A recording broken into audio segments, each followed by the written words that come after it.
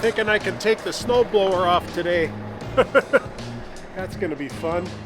I got my spot right here. Looks okay. Just drop it there. Disconnect the hoses. Easy peasy, lemon squeezy.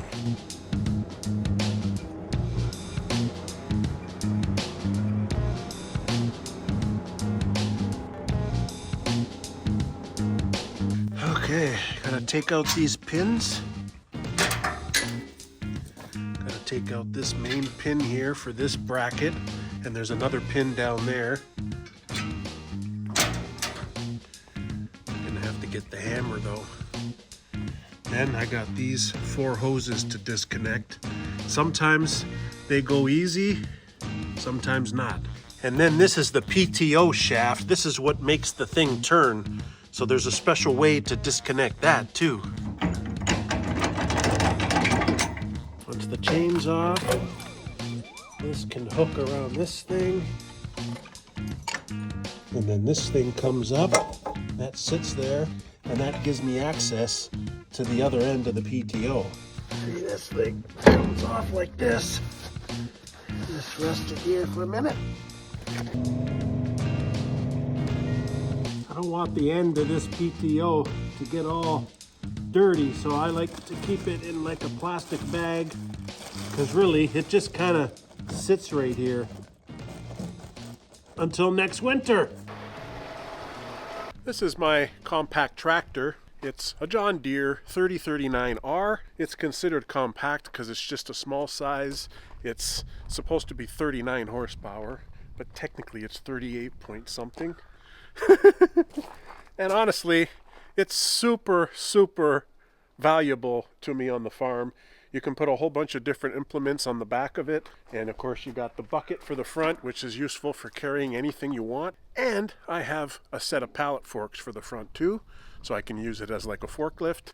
We just got it paid off, so it's basically mine now. And I wanted one with a cab because it has air conditioning and heating, both for summer and winter. And when you're snow blowing in the wind, sometimes depending on the angle of the wind, the snow blows right back in your face, and it's not fun. So I spent the extra money to get one with a cab. Very important to me. I bought it brand new. It was pretty expensive, but it's worth it because if I remember right, it was $7,000 to clear the snow if I hired the snow company. And I mean, for the amount of money that this is the year, the 4th year that it's actually going to start paying for itself. Which is hard to believe, but you add up 7,000, 7,000, 7,000, 7,000 for 4 years, and that doesn't even account for last year's inflation and this year. So who knows what the price would be this year with the cost of diesel and stuff like that. As far as I'm concerned, I'm laughing because I own this now and I can clear my own snow.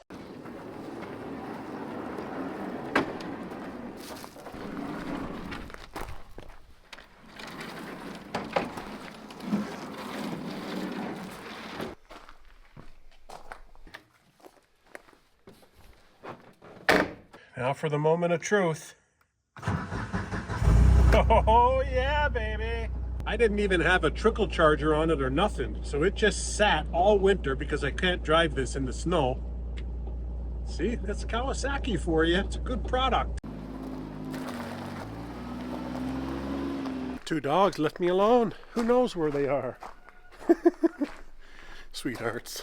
So this is the WC68 Woodland Mills wood chipper. It's PTO driven, meaning the tractor PTO, the machine inside, is what turns the wheel to make it chip.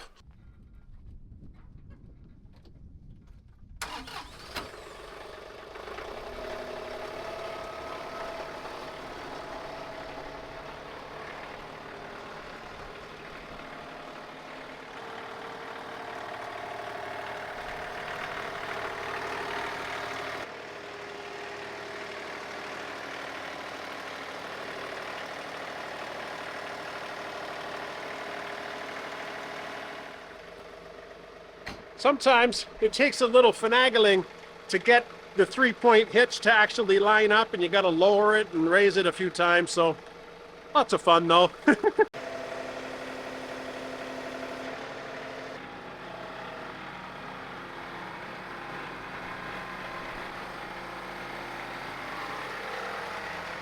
I have all these oak branches from when I cut that tree down the other day, and I'm thinking I can clean all this up and turn it into chips today, right now.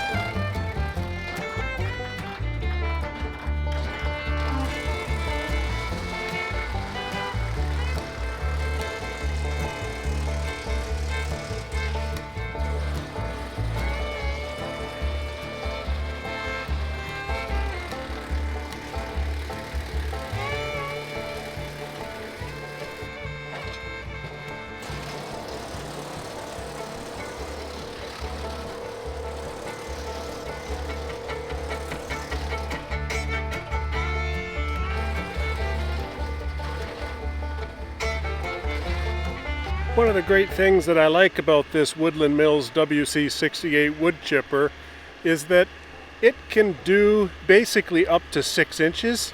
I usually only do 4 inches because anything bigger than 4 inches I use for firewood.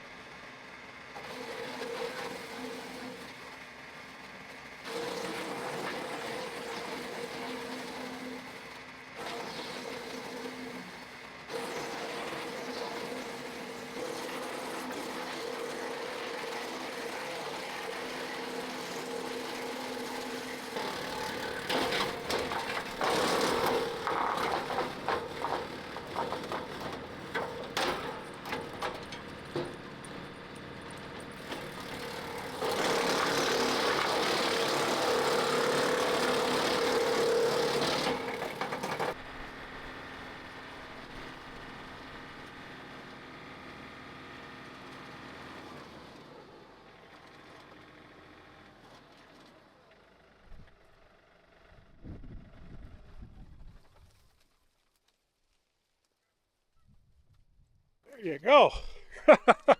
Can you believe that it cleans that up? I don't know, I was out here for maybe an hour and a half or so. Borrow my neighbor's excavator to get that stump out. And then that tree's gonna come out. And then this whole area right here is gonna become a little duck pond so that it's less work for me to water the ducks every day. I think anybody that has a little tractor and a property like ours, you need to have a wood chipper. This makes some pretty darn good wood chips. I mean, it's not a professional piece of equipment, you know. But this is perfect for the homeowner, for the person who has a little bit of acreage. I'm so pleased that I made this purchase. It was only like $3,300 back a few years ago when I bought it, which is a really good price. And Woodland Mills, top-notch customer service, because I broke it already.